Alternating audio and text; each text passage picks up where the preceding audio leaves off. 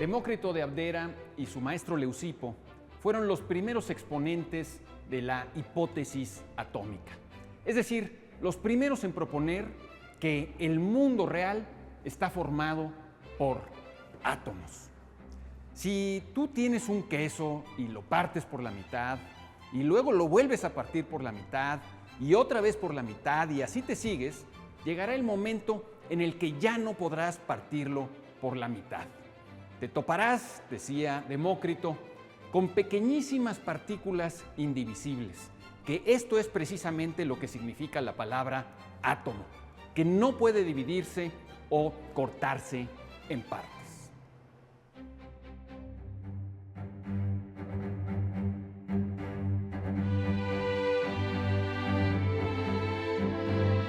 Desde luego, Demócrito no basó su teoría en experimentos científicos, pues en el siglo IV a.C.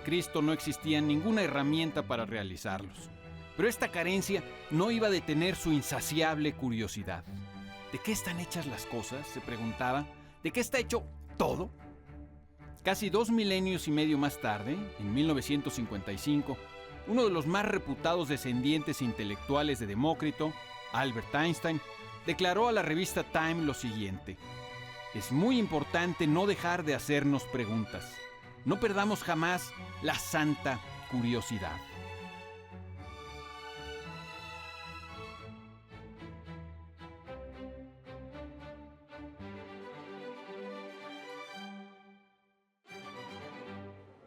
La adjetivación empleada por Einstein en aquella ocasión, al llamar santa a la curiosidad, me parece que era un guiño histórico, pues Einstein sabía bien que durante siglos y siglos la curiosidad había sido vista como una deplorable tendencia non sancta.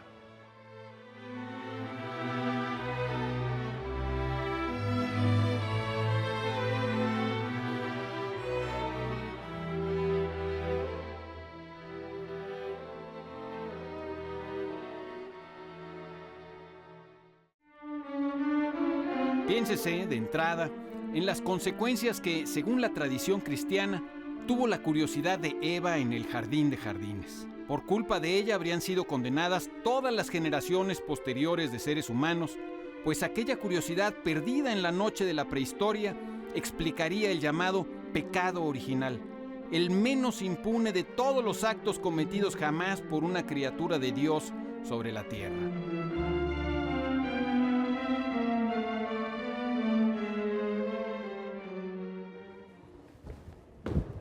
En el Deuteronomio se lee, y lo voy a citar de memoria, que no hay que buscar las cosas secretas porque éstas pertenecen a Jehová nuestro Dios. Y la advertencia la remata el libro del Eclesiástico con estas palabras: no busques lo que te sobrepasa, ni lo que excede tus fuerzas trates de escrutar.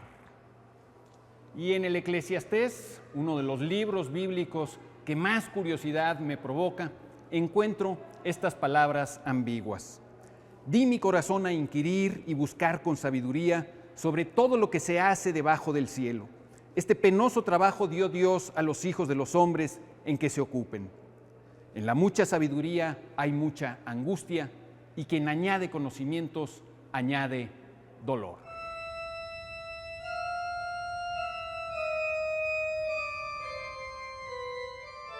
La tradición judeocristiana no está sola en su condena a la curiosidad. En la mitología griega, la fuente de todos los males que sufren las personas puede trazarse de nuevo a la curiosidad de la primera mujer creada por los dioses, una mujer llamada Pandora. Esta, movida por un deseo de indagación irresistible y culposo, habría abierto la jarra o tinaja que guardaba todos los males que hasta la fecha siguen aquejándonos.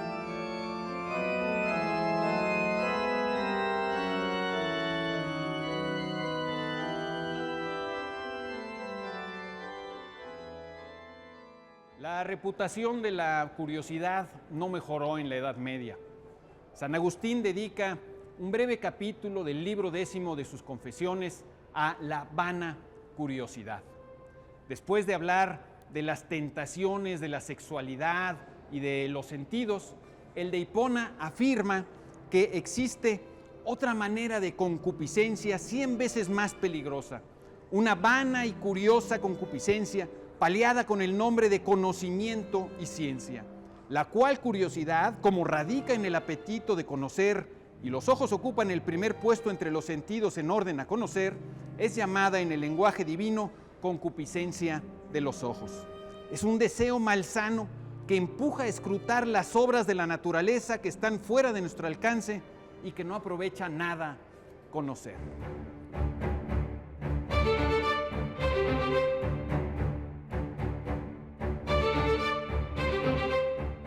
San Agustín también hace una observación interesantísima cuando distingue el deleite que nos produce la belleza, harto comprensible, de la curiosidad morbosa que puede dirigir nuestra atención hacia cosas horripilantes como el espectáculo de un cadáver.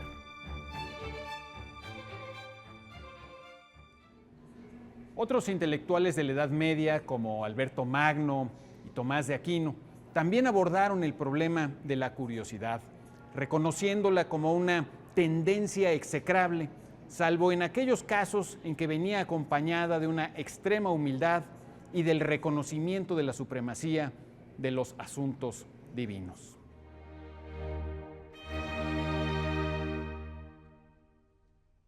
En términos generales, puede decirse que la curiosidad era vista como una manifestación más de la soberbia, una altivez reprobable, o bien como una especie de lujuria, un deseo desordenado y excesivo.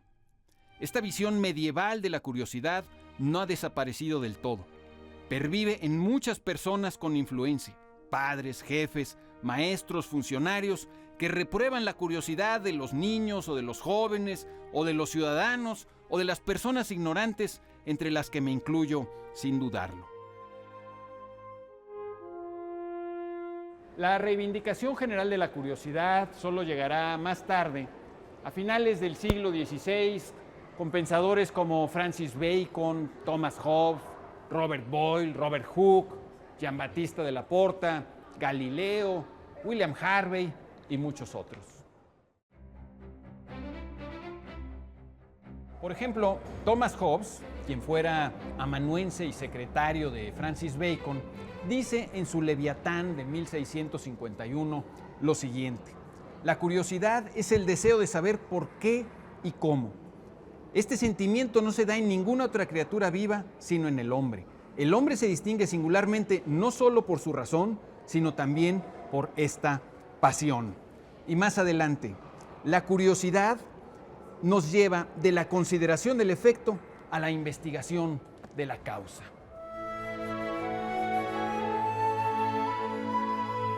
En Hobbes también se encuentra escrito, por vez primera, el apotegma que por lo general se atribuye a Francis Bacon: scientia potentia es. El conocimiento es poder. La curiosidad ya no era un pecado, sino una herramienta para adquirir conocimientos que podían traducirse en poder. Y aquí abro un paréntesis para señalar que cuando el conocimiento es poder, es decir, cuando el poder se acompaña del conocimiento, todos somos más felices. En cambio, cuando el poder no se acompaña del conocimiento, sino de la violencia, de la fuerza arbitraria, del abuso, del capricho o de la mera popularidad, que suele ser insensata, el resultado es el mal con mayúsculas, que yo identifico con la infelicidad.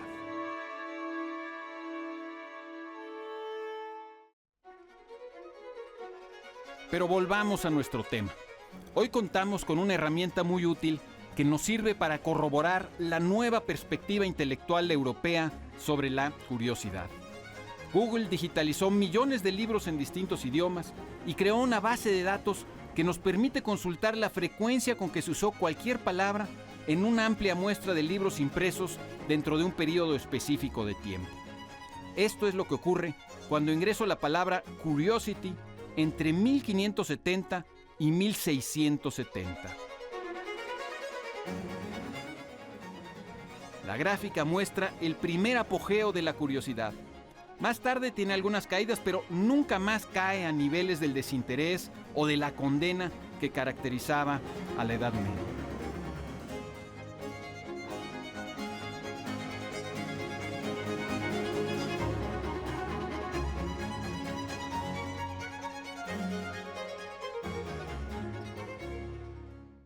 En nuestro tiempo, la curiosidad, sin perder su ambivalencia, pues también existe una curiosidad morbosa, indigna de encomio alguno. La curiosidad, digo, es ya apreciada como un valor importante por la mayoría de las personas educadas. Se le reconoce como el motor del avance del conocimiento humano.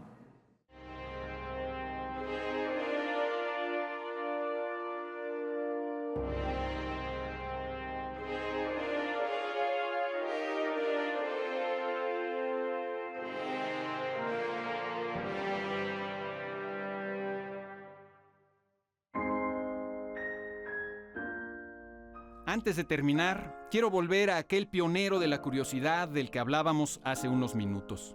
Lamentablemente, ni una sola de las obras de Demócrito ha llegado hasta nosotros. Si bien en su momento disfrutó de una buena acogida entre los lectores, tuvo la mala suerte de que Platón lo detestara. En parte, supongo, porque a Platón le interesaban las ideas perfectas e inmateriales y no la defectuosa realidad material.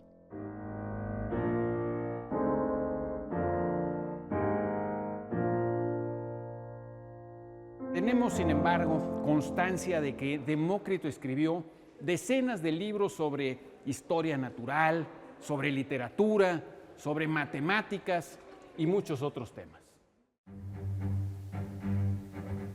Los verbos, Las costumbres.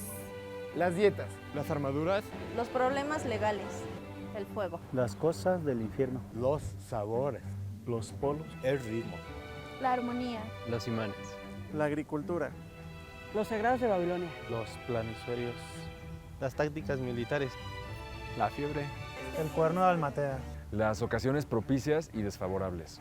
También describió los rayos de luz, le interesaba la pintura y, muy asombrosamente, concibió los átomos.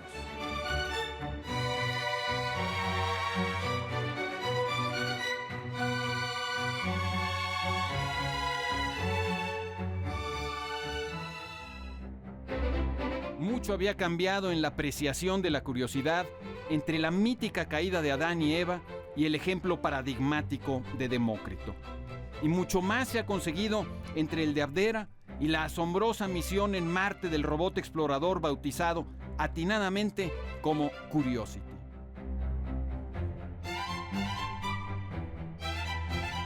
El río de la historia, la gran aventura humana, ha sido impulsado siempre por nuestro deseo de conocer el porqué y el cómo de todo lo que ha sido concebido y de todo lo que es posible concebir. Hoy estuvimos en el Universum Museo de las Ciencias. Soy Pablo Boullosa, usted tiene la palabra.